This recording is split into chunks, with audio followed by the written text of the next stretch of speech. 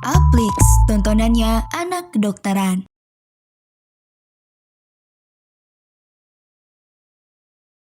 Halo teman Apmeds, kembali lagi bareng aku, Kak Adel. Di video kali ini kita akan belajar tentang bedah, khususnya bedah onkologi. Adapun learning outcomes kita kali ini yaitu teman Apmeds mampu mengetahui manifestasi klinis dan pemeriksaan dalam rangka menegakkan diagnosis kondisi tumor pada jaringan lunak. Nah, topik bahasan kita hari ini ada kista epidermoid, kista dermoid, kista ganglion, kista ateroma, lipoma, higroma kistik, kista celah brachial, dan juga kista ductus spiroglossus. Kita mulai dari kista epidermoid. Ini adalah kista yang sangat berkaitan dengan trauma dan dia punya kapsul seperti gambar di samping. Biasanya kista ini berisi cairan seperti bubur karena hasil keratinisasi. Nah, seringkali pada telapak kaki dan jari tangan. Terapinya ya kita ekstirpasi. Kemudian ada kista dermoid atau kista teratoma namanya. Ini akibat retensi sisa brachial cleft. Jadi dia berisi cairan seperti keju, yaitu desquamasi sel epitel. Nah, bisa kita lihat dari gambar di samping ya, dia cairannya kayak keju, warna kuning-kuning kayak gitu. Ini tuh kista atau tumor yang berisi cairan kental seperti bubur atau sebum.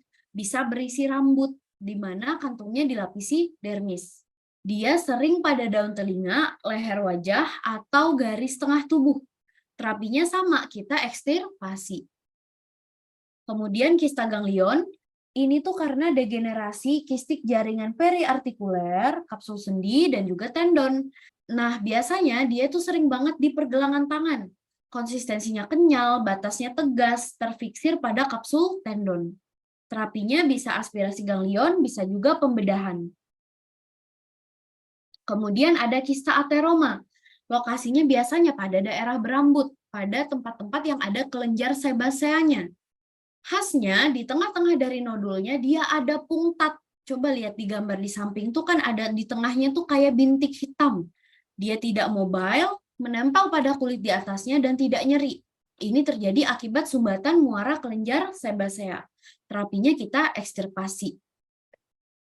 Lanjut ke lipoma, ini adalah tumor jaringan lemak. Khas banget, dia mobile, kenyal, dan juga tidak nyeri.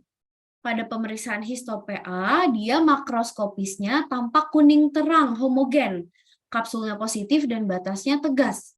Pada mikroskopiknya, gambaran jaringan lemak positif atau signet ring appearance, kayak gambar histo-PA di samping.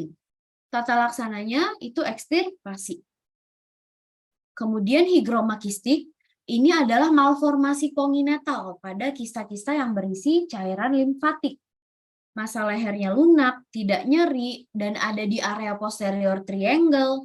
Transluminasinya positif karena dia berisi cairan limfatik. Ada disfagia dan bisa menyebabkan gangguan airway. Kemudian kista celah brankial ini merupakan sisa struktur embriologis dari celah brankial atau sinus cervicalis.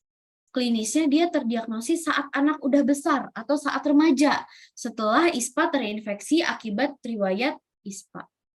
Nah, masanya padat, tidak nyeri, lokasinya di lateral midline dan anterior otot sternocleidomastoideus. Dia tidak ikut bergerak saat menelan dan bisa disertai dengan fistula. Kemudian terakhir ada kista ductus spiroglossus. Ini merupakan sisa ductus spiroglossus yang terbentuk saat perkembangan embrionik kelenjar tiroid. Klinisnya benjolan kista sejak lahir, tidak nyeri, lokasi di midline atau dekat tulang hyoid, teraba padat, dan mengikuti pergerakan naik saat menelan atau menjulurkan lidah alias dia mobile. Oke, sekarang kita kuis ya.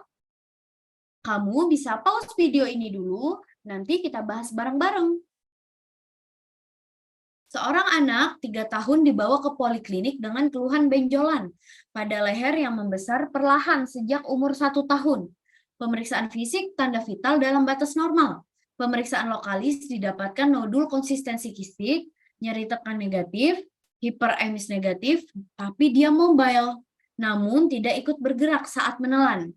Hasil USG ditemukan gambaran hipoekoik pada regio submandibular dextra. Apa diagnosis pasien ini? Jawabannya adalah D. Kista celah brachial karena dia mobile namun tidak ikut bergerak saat menelan. Oke, materi kita sudah selesai. Kita lanjutkan di video berikutnya ya. Sampai jumpa teman Upmaths. Bye-bye.